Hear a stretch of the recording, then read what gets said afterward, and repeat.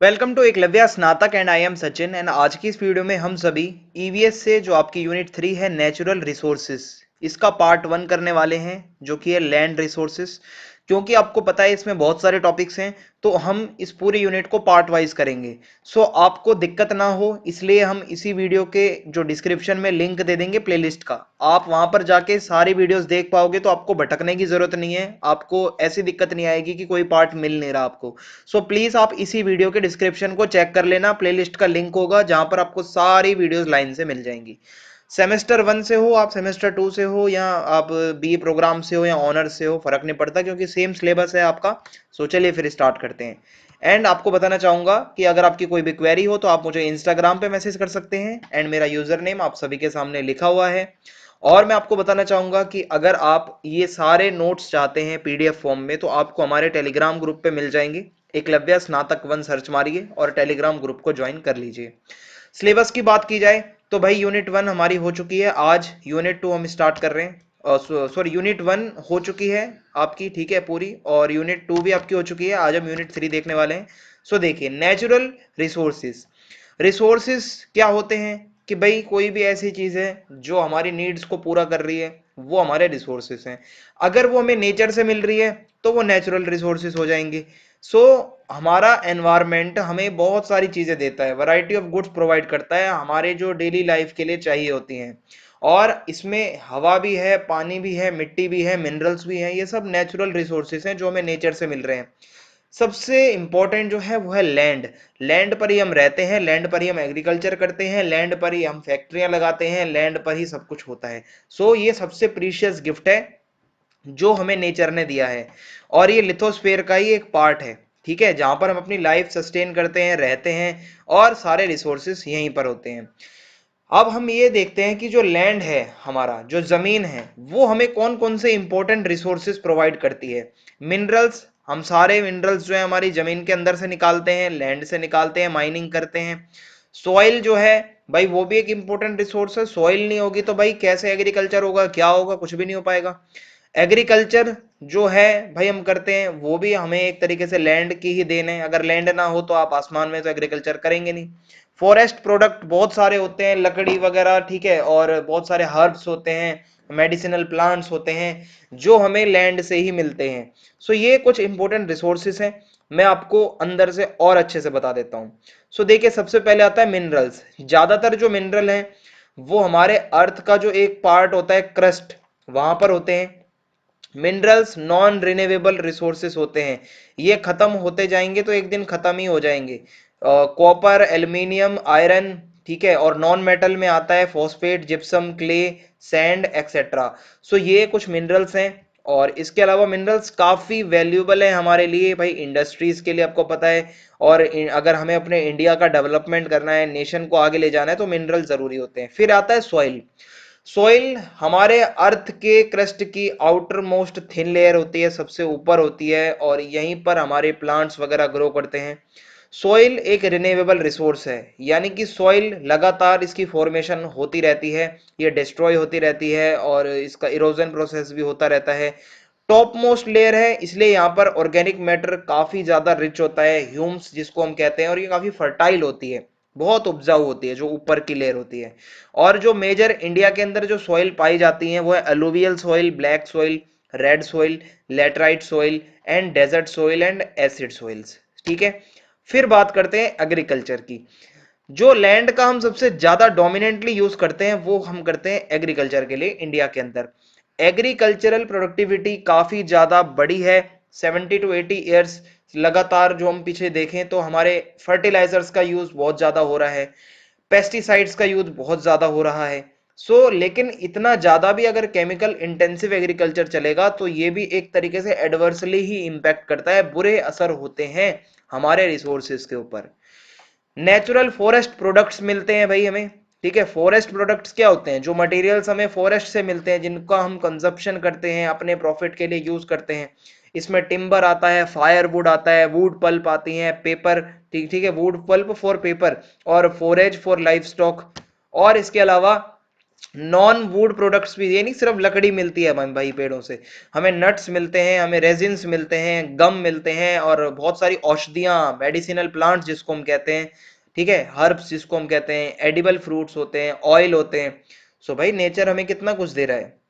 फिर आते हैं मेडिसिनल प्लांट्स। ये ऐसे प्लांट्स होते हैं जो कि हम मेडिसिन की तरह यूज करते हैं, जिसको जड़ी बूटियां कहते हैं भाई हिंदी में।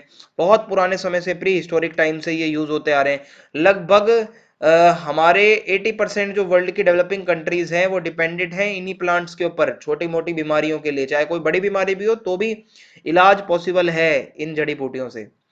फिर फॉरेस्ट बेस्ड इंडस्ट्रीज हैं भाई बहुत सारी। देखो फॉरेस्ट क्या है, बहुत सारी इंडस्ट्रीज के लिए एक तरीके से कच्चा माल देता है, और इंडस्ट्रीज आपको पता है भाई इकोनॉमी के लिए बहुत जरूरी है। सोर्स ऑफ रॉ मटेरियल, देखो जो लार्ज स्केल की इंडस्ट्री हो, मीडियम हो या स्मॉल हो, रॉ मटेरियल तो फॉरेस्ट से ही मिलता है। जैसे कि आप देखोगे कि 2 बिलियन से भी ज्यादा लोग जो है फ्यूल वुड को और चारकोल को यूज करते हैं अपने मेन सोर्स ऑफ एनर्जी के रूप में, जो खाना वगैरह बनाने के लिए। जो लोग जंगली एरियाज में रहते हैं, विलेज एरियाज में रहते हैं, और हाथ वगैरह सेकने के लिए लकड़ी का यूज करते हैं। और बहुत सारे टिम्बरों को बेचा जाता है लॉजिंग कंपनीज को, फिर उससे फर्नीचर बनता है, हैंडीक्राफ्ट्स बनते हैं। और ये जो लॉजिंग का पूरा एक इंडस्ट्रियल लॉजिंग का काम होता है, इससे काफी एम्प्लॉयमेंट मिलता है। खासकर ब्राजील, इंडिया, चाइना, इंडोनेशिया, यहाँ के लोगों को रोजगार मिला है एक तरीके से आप कह सकते हैं। फिर आता है अगला टॉपिक हमारा, land cover and land uses change. So land cover क्या है? सो देखिए लैंड कवर का मतलब है कि जो हमारा बायोफिजिकल कवर है, पूरा सरफेस है जो अर्थ, ठीक है, अर्थ का जो सरफेस है, जहां पर आप कह सकते हो वेजिटेशन भी है, वाटर भी है, बेयर सोइल भी है, अर्बन इंफ्रास्ट्रक्चर भी है वहां पर, ठीक है। और हमारे यहाँ पर अलग अलग टाइप्स के फॉरेस्ट होते हैं, वुडलैंड्स होते हैं, श्रबलैंड्स होते हैं, ग्रासलैंड्स होते हैं, वेटलैंड्स होते हैं, डेजर्ट्स होते हैं, ठीक है। आपको पता है भाई लैंड क्या होता है? लैंड में भाई जंगल भी होगा, डेजर्ट भी होगा, पानी भी होगा, सब कुछ होता है। सो ग्लोबल लैंड एरिया अगर हम देखें तो 13.2 बिलियन एच ए है, और 12% 1.6 billion H A is under cultivation. यानी कि 12% एरिया जो है वो टोटल ग्लोबल एरिया का, वो कल्टीवेशन के अंडर प्रोसेस में है, और 28% जो है वो फॉरेस्ट एरिया में आता है, और 35% जो है वो ग्रासलैंड और वुडलैंड इकोसिस्टम से कवर्ड है। सो ये हमारा लैंड कवर है। लैंड का यूज अगर हम देखें, हम रहने के लिए करते हैं, एग्रीकल्चर के लिए करते हैं, जो हमारे वाइल्ड एनिमल्स होते हैं वो वहां पर रहते हैं। और अगर हम यहाँ पर देखिए ग्रासलैंड क्या है, कि भाई is a term use for land cover while agricultural land, ठीक है। आप यहाँ पर अगर देखोगे कि लैंड यूज, कब उसका लैंड का यूज कहां पर हो रहा है, जैसे कि अगर कोई एरिया है, ठीक है, वो अगर टेनिस कोर्ट है तो वो टेनिस खेलने के लिए लैंड यूज हो रहा है, ठीक है। और ग्रासलैंड क्या है, is a term use for land cover, यानी कि ये पूरा कवर बताता है और यूज नहीं बताता। जबकि एग्रीकल्चरल लैंड ये बताता है कि उस लैंड का यूज एग्रीकल्चर के लिए हो रहा है। सो ये डिफरेंस आपको पता होना चाहिए कि लैंड कवर सिर्फ मेन मेन फीचर्स बताता है कि वो लैंड कैसा है, लैंड यूजेज ये बताता है कि उस लैंड पर क्या काम किया जा रहा है। आगे बढ़ते हैं। सो जब से हमारी ह्यूमन सिविलाइजेशन स्टार्ट हुई है, लैंड को आप देखोगे बहुत ज्यादा यूज किया जाता है सेटलमेंट्स के लिए, एग्रीकल्चर के लिए, ग्रेजिंग के लिए एनिमल्स की, माइनिंग के लिए, अर्बनाइजेशन के लिए, इंडस्ट्रियलाइजेशन के लिए। और ये जो रैपिड और लार्ज स्केल ह्यूमन इंटरवेंशन हो रहा है कि हम नेचुरल लैंडस्केप को अपने यूज के लिए बना रहे हैं, ये इसके काफी डिवेस्टेटिंग इफेक्ट्स पड़ रहे हैं हमारे बायोटिक कंपोनेंट्स पे भी और एबायोटिक कंपोनेंट्स पे भी। और ये इंक्रीज्ड डिमांड जो है वाटर की, वेस्ट डिस्पोजल की, फूड रिक्वायरमेंट्स की, इससे हमारे हम लैंड को अनसस्टेनेबल मैनर में यूज कर रहे हैं, जिससे लैंड का डिग्रेडेशन हो रहा है, ठीक है। अब हमारा अगला टॉपिक आता है लैंड डिग्रेडेशन। लैंड डिग्रेडेशन का मतलब होता है कि जब हमारे लैंड का डिटीरियोरेशन होने लगे, उसकी प्रोडक्टिविटी कैपेसिटी कम होती रहे, क्योंकि हम उसका ओवर एक्सप्लॉइटेशन कर रहे हैं ह्यूमंस। सो इसके जो मेजर कॉजेस हैं लैंड डिग्रेडेशन के, एक तो आता है डिफोरेस्टेशन। भाई अगर आप जंगलों को ही साफ कर दोगे सो लैंड में क्या बचेगा भाई? सॉइल इरोजन, मिट्टी लगातार खराब होती रहेगी तो भी भाई हमारा जो लैंड है उसकी डिग्रेडेशन होना स्टार्ट हो जाएगी। और इसके अलावा अनप्रेडिक्टेबल वेदर, ठीक है, क्लाइमेट कंडीशंस बहुत ज्यादा खराब हो जाती हैं, उससे भी जमीन खराब हो जाएगी भाई। ड्रॉट्स अगर आ जाएं, सूखा पड़ जाता है तो उससे भी लैंड डिग्रेडेशन होता है भाई। फ्लड्स आ जाए, बाढ़ आ जाएगी भाई, उससे भी सब कुछ खराब हो जाएगा। हमारी जो मॉडर्न एग्रीकल्चरल प्रैक्टिसेस हैं, हम ज्यादा से ज्यादा केमिकल्स का यूज कर रहे हैं, फर्टिलाइजर्स का, पेस्टिसाइड्स का, जिसकी वजह से लैंड डिग्रेडेशन हुआ है। सॉइल पोल्यूशन हो रहा है भाई, ठीक है, हमारी सॉइल में प्लास्टिक वगैरह फेंक देते हैं हम, रैपर्स फेंक देते हैं, वो धीरे धीरे धीरे धीरे सब पॉल्यूशन ही तो है, वो लैंड डिग्रेडेशन हो रहा है उससे। और अर्बनाइजेशन, जितना ज्यादा अर्बनाइजेशन होगा उतनी ज्यादा बिल्डिंग्स बनती जा रही हैं लैंड के ऊपर, जो फर्टाइल लैंड है उसके ऊपर भी फैक्ट्रीज बनाई जा रही हैं, बिल्डिंग्स बनाई जा रही हैं। सो ये एक तरीके से कुछ मेजर कॉजेस हैं। फिर आता है सॉइल इरोजन। सॉइल इरोजन का मतलब होता है कि जब सॉइल की जो सबसे टॉप वाली लेयर होती है, जो फर्टाइल लेयर होती है, वो जब रिमूव हो जाए या फिर डैमेज हो जाए, वही सॉइल इरोजन है। अब सॉइल इरोजन विंड से हो सकता है भाई, लगातार हवा चल रही है तो हो सकता है मिट्टी उड़ जाए ऊपर से। पानी से हो सकता है भाई, पानी बहुत तेज मतलब स्पीड से आ रहा है तो वो उड़ा के ले जाए ऊपर मिट्टी। ग्रेविटी से भी हो सकता है भाई।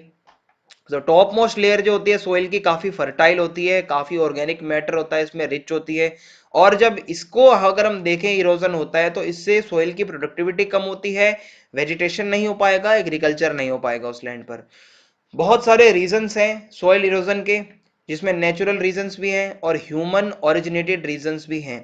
सबसे पहला है स्लोप ऑफ सरफेसेस। होता क्या है, सोइल इरोजन ज्यादातर हिली एरियाज में होता है। मान लो ये एरिया है हिली ऐसे, यहाँ पर तो लगातार मिट्टी खिसकती रहेगी स्लोप की वजह से, ये हो जाएगा। दूसरा है सोइल कंटेंट।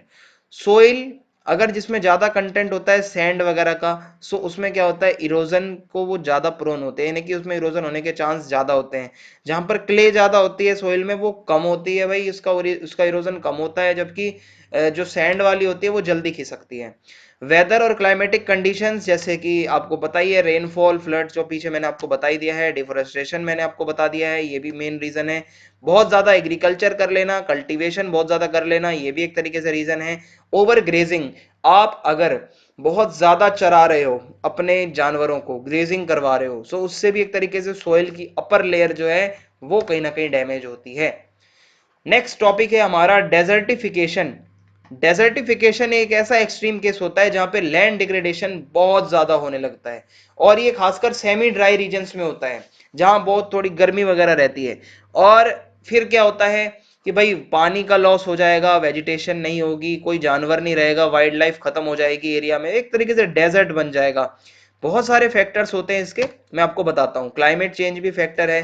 देखिए, एक तो डिफोरेस्टेशन, अगर आप ज्यादा से ज्यादा पेड़ों को हटा दोगे, कुछ बचेगा ही नहीं। एक दिन ऐसा आएगा कि वहां पर डेजर्ट ही बचेगा सिर्फ। ओवर ग्रेजिंग, बहुत ज्यादा ग्रेजिंग हो जाएगी, उससे भी क्या होगा, हमारा एक तरीके से डेजर्टिफिकेशन होगा। मॉडर्न एग्रीकल्चरल प्रैक्टिसेस, हमारी आज की जो मॉडर्न एग्रीकल्चरल प्रैक्टिसेस हैं वो इतनी बुरी हैं जिससे एक दो नहीं बहुत सारे इफेक्ट पड़ रहे हैं। अर्बनाइजेशन बहुत ज्यादा हो रहा है। ज्यादा अर्बनाइजेशन की वजह से भी क्या होगा कि भाई एक तरीके से हो सकता है लैंड डिग्रेडेशन, और इसके अलावा फिर वो होगा तो डेजर्टिफिकेशन भी होगा। वाटर रिसोर्सेज, पानी की इज्जत ना करना, मिसमैनेजमेंट, हम पानी की इज्जत नहीं कर रहे, पानी को वेस्ट करे जा रहे हैं, और जब पानी नहीं होगा तो भाई लैंड को क्या मिलेगा, कुछ भी नहीं होगा। ग्राउंड वाटर को हम एक्सप्लॉइट करे जा रहे हैं, निकाले जा रहे हैं, निकाले जा रहे हैं अंडरग्राउंड वाटर को, और वेटलैंड जो हमारे रीजन्स हैं वो धीरे धीरे खत्म होते जा रहे हैं। ये इसका एक वो हो जाएगा। और आप यहाँ पर अगर देखोगे, जहां पर लैंड ड्रॉट, ठीक है, मतलब आप कह सकते हो कि भाई लैंड तो डिग्रेडेड होते ही है, ड्रॉट आ जाए या रेनफॉल बहुत कम हो, ठीक है, लगातार कंटिन्यूअसली ऐसा ही होता रहता है। इसी को ही हम कहते हैं कि भाई ये कुछ आपके मेन मेन जो है आपके रीजंस हैं डेजर्टिफिकेशन के, यानी कि डेजर्ट बन जाती है एक जमीन अगर ये सब चीजें होती हैं। Deforestation and causes. डिफोरेस्टेशन क्या होता है, जंगलों को जब हम काटते हैं। डिफोरेस्टेशन इज क्लियरिंग, आप अगर साफ कर रहे हो, परमानेंट रिमूव कर रहे हो फॉरेस्ट एरियाज को, ताकि आप वहां पर फैक्ट्री लगा सको, अदर एरिया अदर वर्क्स के लिए यूज कर सको। डिफोरेस्टेशन होता है तो उससे लैंड डिग्रेडेशन होता है, सॉइल इरोजन होता है, डेजर्टिफिकेशन होता है जो मैंने आपको पीछे पढ़ाया है। ये सारी प्रॉब्लम्स हमारे पेड़ों से जुड़ी हुई है। क्यों डिफोरेस्टेशन हो रहा है भाई, एग्रीकल्चर के लिए हम फॉरेस्ट साफ कर देते हैं, उस लैंड को क्लियर करते हैं, फिर वहां पर हम प्लांटेशन करते हैं। और अर्बनाइजेशन, लोग जंगल साफ करके बिल्डिंग्स फ्लैट्स बना रहे हैं वहां पर, और लकड़ियों को काटा जा रहा है फायरवुड और टिम्बर के रूप में, फिर उसको फर्नीचर बना रहे हैं हम। फॉरेस्ट में फायर आ जाती है भाई, आग लग जाती है, जिसकी वजह से हमारा जो फॉरेस्ट है वो पूरा खत्म हो जाता है जलकर। माइनिंग होती है भाई, जब अंडरग्राउंड ओपन पेट माइनिंग होती है, डिफोरेस्टेशन होता है, सारे पेड़ों को काट के फिर माइनिंग की जाती है लार्ज स्केल पर। देखो, माइनिंग से पैसे आते हैं, इकोनॉमिक एक्टिविटी है, बट हमारा डिफोरेस्टेशन भी तो हो रहा है। फिर आता है impacts of mining and dam building. अब जब हम माइनिंग करते हैं, डैम्स बनाते हैं, सो इसके क्या इम्पैक्ट आते हैं ह्यूमंस के ऊपर, एनवायरनमेंट के ऊपर। सो देखिए, जब से इंडस्ट्रियल रेवोल्यूशन हुआ है, माइन, डैम ये बहुत इंपॉर्टेंट और एसेंशियल बन चुके हैं हमारी इकोनॉमिक ग्रोथ के लिए। जब हम अपने 20th सेंचुरी के सेकेंड हाफ में चल रहे हैं, सो हम बहुत सारी चीजें विटनेस कर रहे हैं, जिसमें हम एक कह सकते हैं माइनिंग। माइनिंग बहुत ज्यादा हो रही है, मिनरल्स को निकाला जाता है, डैम कंस्ट्रक्शन चल रहे हैं खासकर डेवलपिंग कंट्रीज में। जब डैम बनते हैं, माइनिंग होती है, सो हमारी ह्यूमन सोसाइटी को फायदा तो होता है, लेकिन हमारे एनवायरनमेंट के ऊपर बुरे प्रभाव पड़ते हैं। कैसे, मैं आपको बताता हूं। ये जो आपको फोटो दिख रहे हैं, ये अभी आपको समझ नहीं आ रहा होगा, मैं आपको बताता हूं कि ये फोटो किससे रिलेटेड है।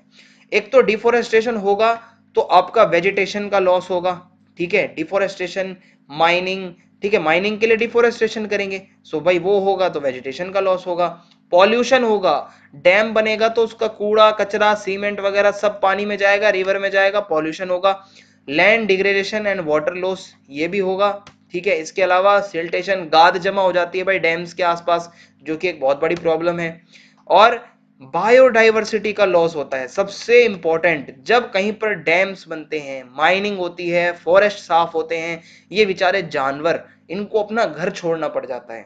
हम क्या कर रहे हैं, पानी में इतना सारा कचरा जाता है जब प्रोसेस में होता है जो डैम बिल्डिंग का, सो भाई पॉल्यूशन होता है, वाटर पॉल्यूशन है।